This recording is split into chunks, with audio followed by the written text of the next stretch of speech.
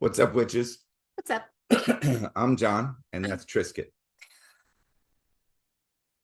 apparently, according to her sister. And this is Getting Witchy. So, the last 6 cards, we decided instead of doing 4 and 2, so we're splitting it, and it's 3 and 3. But interestingly, these next 3 cards, there is as much information on those 3 as there were with 4. Right. Because the very first card that we're going to be talking about is one that we have mentioned a couple times. Wow, I don't know why I just sounded like David Childress right there. Toins. And if you know Ancient Aliens, you know who David Childress is. But anyway, we've mentioned the Tower. So whether it's, and we'll get into that in a minute. So the number of this card is 16. The element is fire. I mean, the tower is on fire. So anyway, the planet is Mars, which also makes, isn't that a bolt of lightning coming down? Yes. So yeah, it makes the Mars is the god of war. Yes. The zodiac sign, interestingly though, the zodiac sign is Aries and Scorpio. Yes. Well, I mean, Aries are hot-headed. Yeah. Okay. Scorpio, like, True. they'll sting you They if got they that want. stinger. They got the stinger, and they got the freaking the claws. Yep. The pinchers. Yeah. Yes. In numerology, 1 plus 6 equals 7, which is associated to or connected to the chariot, referencing the relationship between control and change. Yes. Again, I wish I could explain more on numerology, and it's a fascinating. Well, and we are going to do a series on numerology a little bit later. And I can learn something then. The Hebrew letter associated with this card is Peh. It's basically capital P, lowercase e.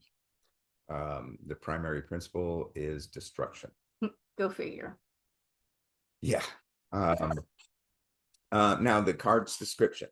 It's a tall stone tower, a tall stone tower is being struck by lightning, knocking the crown from its position on top, the roof, basically. 2 terrified figures leap from the flaming building. Golden drops fall from a black sky. The symbolism in the card is the lightning. The jagged form looks like a W, which can stand for we, or W-E. No, we. Instead of I, it's we. Because there's more than one person falling from the tower. Gotcha. Okay. The flames are the flames of passion.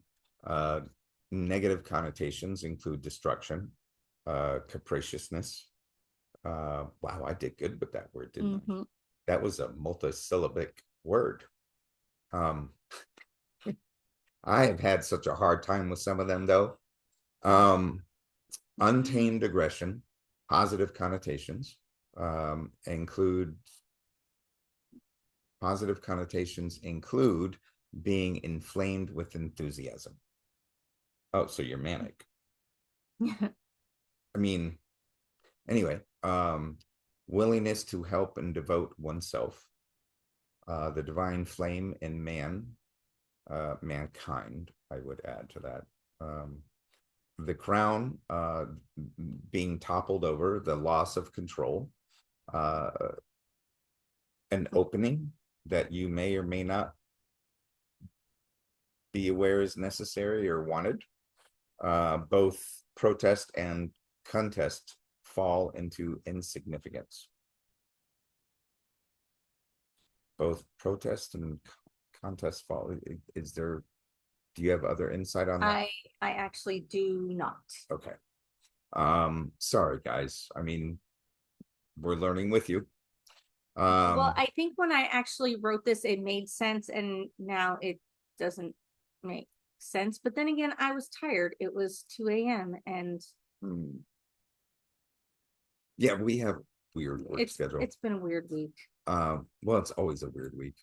Well, the past couple weeks have been especially weird, though, especially last night. The loss of the crown could also mean a weak personality. The positive connotations include a loss of self-importance. So, like, you no longer see yourself the as ego. important. You've lost the ego. That would be fucking awesome. Every time I think I've made some progress on that, something said, nope, no, you haven't. The tower, positive. It's a symbol of strength, and obviously it doesn't say this in the description, but it's also, it could be construed as a phallic. Yes. Okay, but a symbol of strength as a mason tower. Positive protection.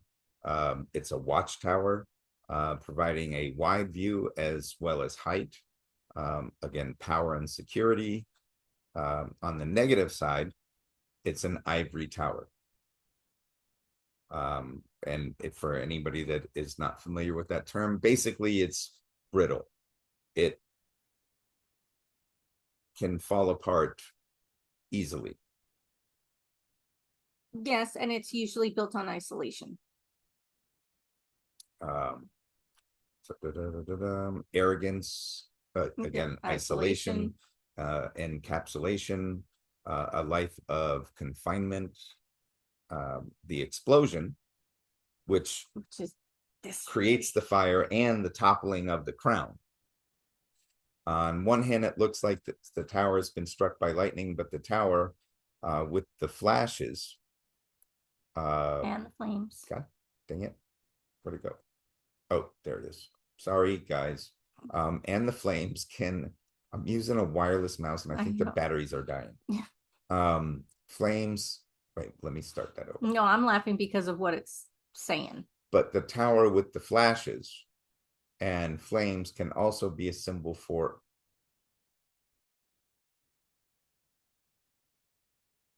Are you serious? Yep. That's what it said. For orgasm.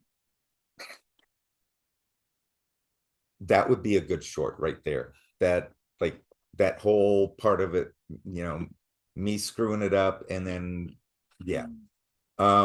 the epitome of the greatest human energies in sex and in all walks of life. The drops of gold, please don't let it be. No, it's not. Okay.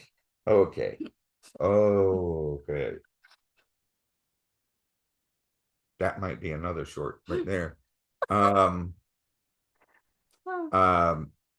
Drops of gold, 22 drops in the form of the Hebrew letter J for fire. Could be golden drops of grace or a destructive firestorm. The black sky, negative meanings include loss of the horizon and orientation. Positive meanings include a light in the darkness, strength for a new beginning, or the path into the unknown to illuminate the night. The way star, the two figures could be, I'm reading this wrong. I'm sorry, guys. No, it's okay. But to me, the black sky, a positive for me is that black is always denoted as evil. Or many times by the uninitiated. Or those who uneducated. Or those who just don't agree with us. True. But black is a very protective color.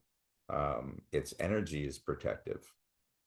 So I think it's pretty cool that it's got that black background. Right. And as instead of the ritzy unicorn bright blue sky with puffy clouds. Now, as for the two figures on the card, we don't see the moment that they leave the tower. Okay. So we don't know whether they're falling or whether they're flying. Like, because if you go parachuting or skydiving, love it. done it twice.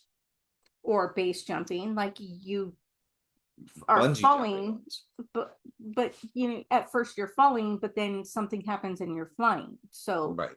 we don't know what exactly they're doing. We just know they're not in the tower.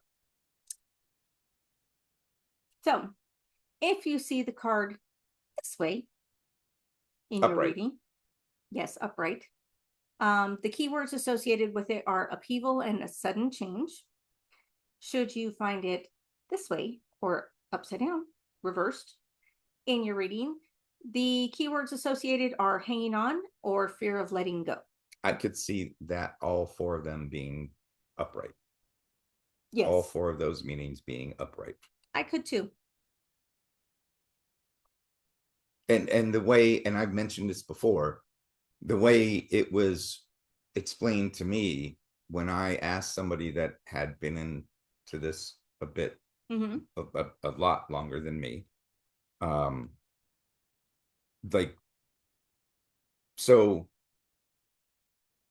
it's not necessarily a good thing having it upright because it's a burning tower. You're falling from the tower. Right. And the person was like, yes, that's correct. I said, but if it's upside down, you're still falling and the tower's still on fire, except you're falling into the fire. And yes, that is Yes. a way to look. So it's the same, which is why like all four of those meanings kind of fit with just being upright. Right. And that's one of the reasons why when it comes to whether or not you read reversed or not, like it's whatever you sometimes feel it best. doesn't matter. Yeah. Sometimes it really doesn't matter. The tower's still on fire, you're still falling, or you've jumped still lost from the crown. tower. You still lost the crown. Still being struck by lightning. Yes. The only good thing in it to me in that card, I mean, not the only good thing, because it doesn't mean doom and destruction. It just means like it's a change, a transformation. You've lost your ego. Like you're no longer thinking you're the most important thing in the world. Right. Or you're on that path to realizing you're not. Right. That there are bigger things, more important things that you need to be doing. But to me, the best part of that card is the black sky, because to me, black is, it absorbs negativity. It protects. It's a good thing. And I like that on that card in particular. So anyway, next one. Next up, we have the star, card number 17. The element associated with this is air. Oh, sorry, you guys can't see that really. Which is an interesting, I mean, I get it, it's in the sky, but she's pouring water.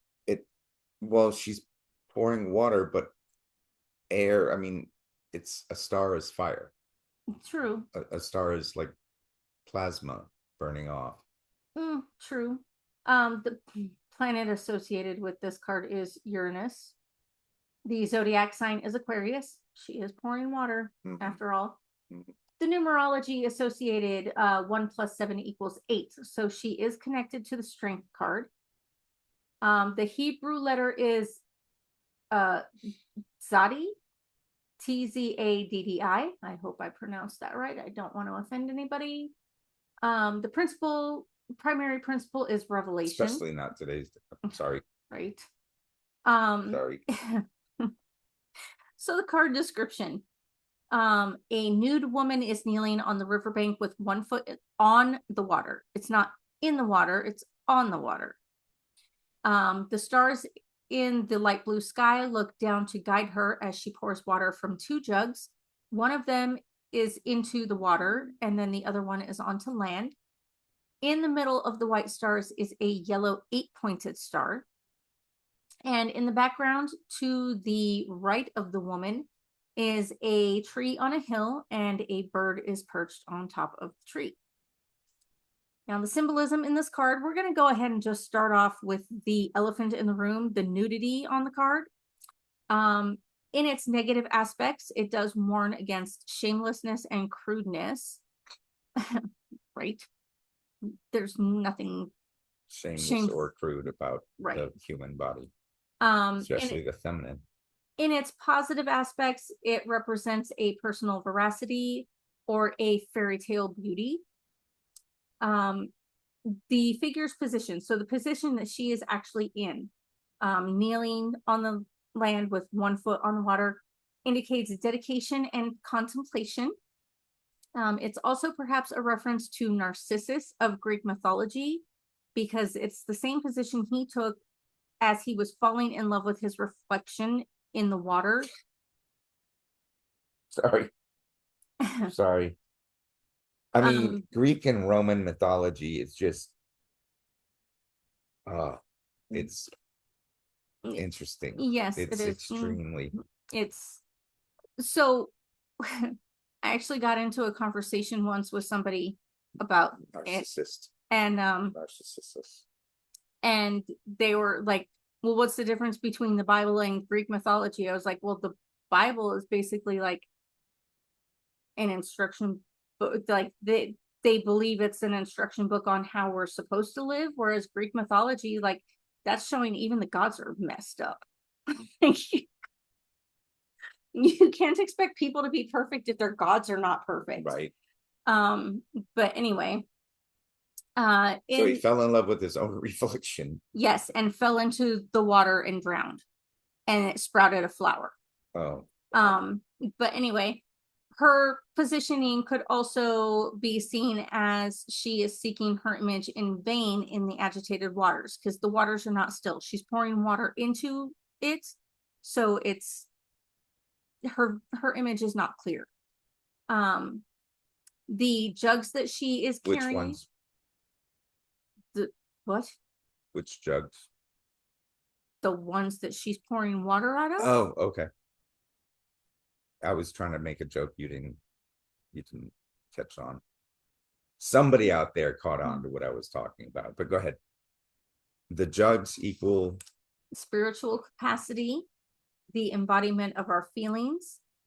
Ancient writings describe man himself, or mankind, as being a vessel fashioned by God, or a component of the cycle of life, which is the water. Now she's pouring water into water. She's also pouring water onto land. This represents the cosmic cycle, a place for everything and everything in its place. That's just tea, guys.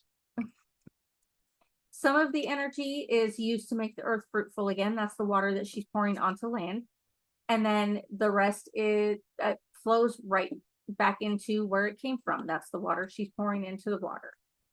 Now, the water, I'm not sure if you guys can see it, but it actually forms 5 different streams.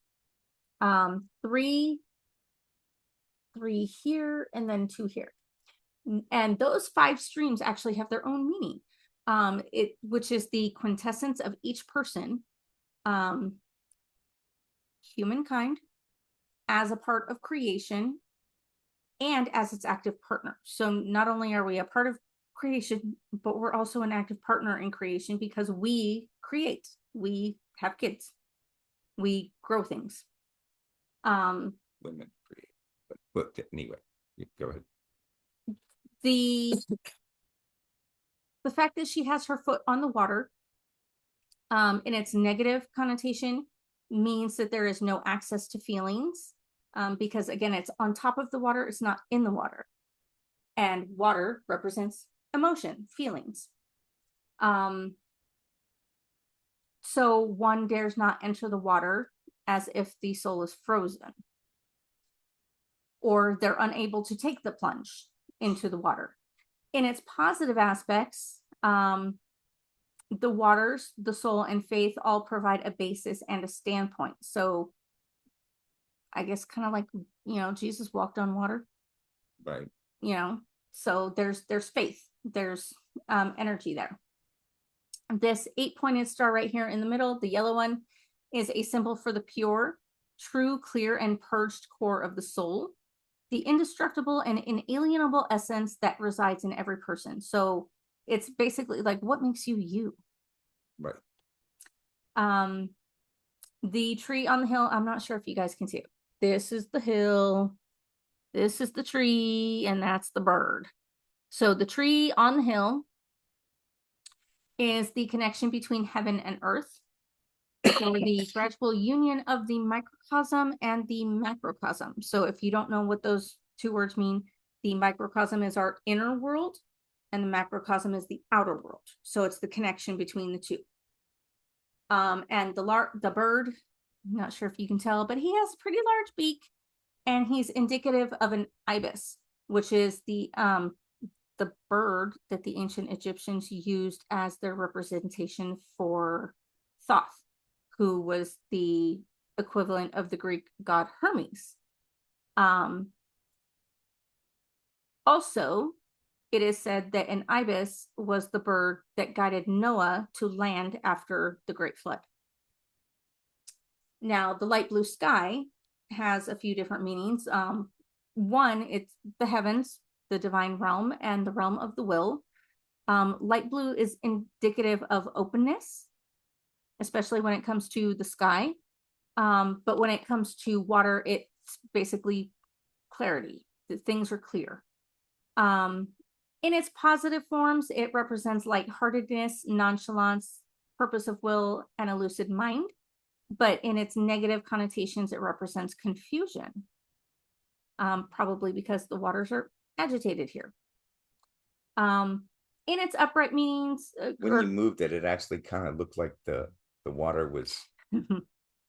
Anyway, go ahead. I'm sorry. Upright keywords associated with this card include hope and healing.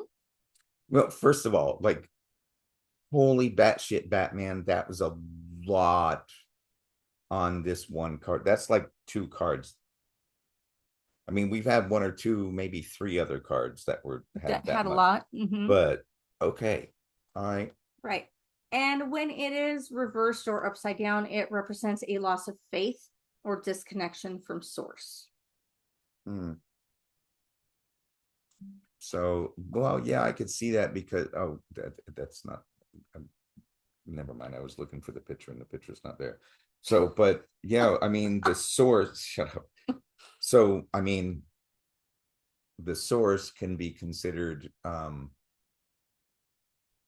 the water, because without water we can't survive. We must have it, which can be, as it mentioned, symbolizes spiritualism or of the spirit feeding the earth. And anyway, okay. The moon, card number 18. The element of water, which makes sense since it has such a huge effect on our tidal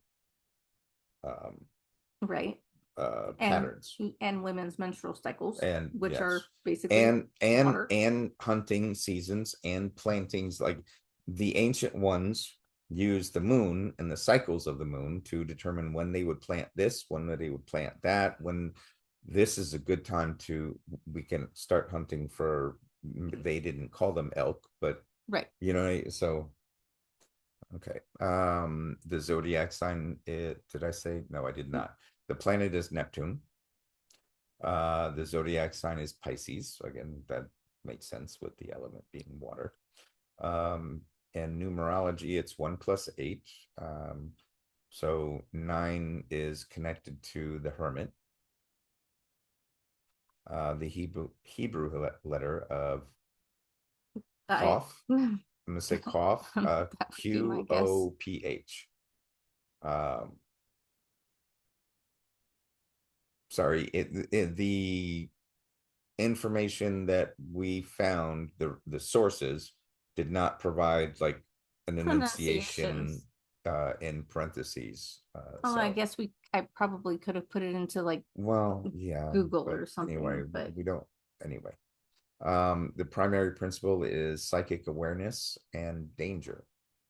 Well, is that psychic awareness of danger, or either psychic awareness or? Actually, I think it might be both. Okay. Well, because how many times have we thought that something like when you had that dream that your mom visited, and I was like, you might want to call your mom.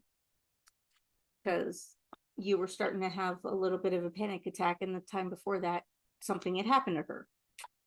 Right. So it was like, maybe you should call your mom and make sure she's okay. Right. So it could be both. Okay. Now the description is a dog and a coyote. Dog, coyote. But it's coyote. Coyote. You are anyway. They are seen howling at the full moon, which hangs in a light blue sky, which is rare. Mm-hmm. The moon appears to be a full moon, half moon, and sun all in one because it's radiating so brightly. Full moon, half moon, and then sun with the rays. In front of them is a crawfish in a river. And that's not crayfish. Bill, some people call it crayfish, some people call it crawfish. A long path runs between them. The moon is positioned between the two towers from the death card. Oh. And then we have. So it's associated with the death card. It is in a way, yes. Yeah, we'll get into that, I believe. Golden drops fall from the moon. Oh, gee, I wonder if does this have anything to do with an orgasm too? No. Okay. That I can't believe that was actually, and that's in the book. The book that comes with the cards. No, that was in a different book. But written by the same. But written by somebody who knows the cards. Okay. But uses their artwork and everything. Yes. So they had to have permission. So, okay. All right. Sorry, guys. 3 cards, we should have been done in like 20 minutes. But you know what? Well, anyway. Still doing it. The crawfish, age-old feelings and instincts are making themselves known. Missed a lot. What? I said dog and coyote. Dog is tamed. Coyote. Oh no, I didn't say that. All right. Do you want to take over? Okay. Okay. Symbolism. So the dog and the coyote. The dog is tamed, the coyote is wild, which are representative of ancient instincts and urges handed down through the generations that are out of their course from the source to the blue of the mountains. What? Oh my God. I'm so sorry. I was half asleep when I wrote this. Okay. So this one's tamed, this one is wild, but the ancient instincts are the same between the two. Okay. You have this crayfish, crawfish, crawdaddy, whatever you want to call it, which represents age-old feelings and instincts are making themselves known here and are calling to be dealt with and resolved before they slip away again and dive down deep and go back into hiding. There is no human figure depicted in this card, which warns against the kind of feelings that surface at full moon and threaten to engulf us, because we get sucked below and stand there unable to move or bark at the moon. Oh my God. No, go ahead. Go ahead. I just figured out why you're laughing. Go ahead. In a more positive light, the gates of heaven are open. The sun moon aspect here, negative connotations represent that day and night are one, and one lives the whole time as if it's in a dream. But in the positive respect, the moon is fully illuminated and the nighttime wishes are fulfilled in the day. The path between these two different canines represents the path of life, the unification of the world and the otherworldly, which is a symbol of faith and great dreams that encompass a whole lifespan. The two towers represent the gates of heaven. They are open wide. They symbolize. But they're on the death card. They are also on the death card, yes, in the very back of the death card. Okay. They symbolize a warning against rigidity and against turning into a pillar of salt like Lot's wife did. If you're not familiar with that story, Sodom and Gomorrah. Sodom and Gomorrah, they were warned to leave and not look back. And his wife looked back and she turned into a pillar of salt. Which is supposedly still standing. Yeah, Supposedly. allegedly. The light blue sky, when it refers to the sky, it means that there is openness. When it refers to water, the color of light blue represents clarity, or that things are clear. Positive aspects include lightheartedness, nonchalance, and a purpose of will in the lucid mind. Negative aspects represent confusion. So there are some drops of gold. There are 15 of them on this card. They characterize a glittering fluid, the transition between heaven and earth, the watering souls, the glowworms. Did y'all ever have a glowworm when you were kids? Because I did. I had Glow Baby. But anyway, or the divine spark. What I used to sing a song with her. No, can you say Glow Baby? Glow Baby. Please do not. But anyway, there's another short. Upright. Upright keywords include dreams and illusions. When this card is reversed or upside down, the keywords associated are bypassing difficulties or refusing to acknowledge the truth. So bypassing difficulties is not necessarily negative, though. Oh, well, no, but it's a reversed.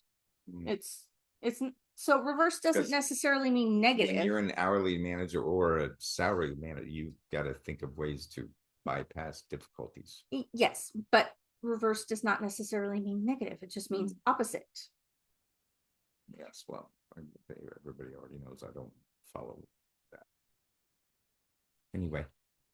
So that's what we have for you today. Hope you enjoyed it. It was fun for us. Yes. And before we sign off, I do want to do a couple shout outs. One is to Moon Lover Grammy 83. She got herself entered into our tarot giveaway. Go girl. And then Anthony the Poet 369 from YouTube. What's up, dude? If you are wanting to get into our drawing, our giveaway, do it now. Okay, April 22nd is coming up very fast. So make sure you go to either our Instagram or our Facebook page, find the post that says which deck and like it. Comment on what deck you would pick, how many times to shuffle and cut the deck, and your email address. Of course, if you don't want to put your email address on that post, you can always email us at gettingwitchypodcast@gmail.com and let us know which of the posts that you commented and liked so that we can verify it and we'll get you entered in. Have a great night, everybody. Peace out, witches. Peace out. Take care of yourselves. Take care of each other. We love you. And we can't wait to see you again.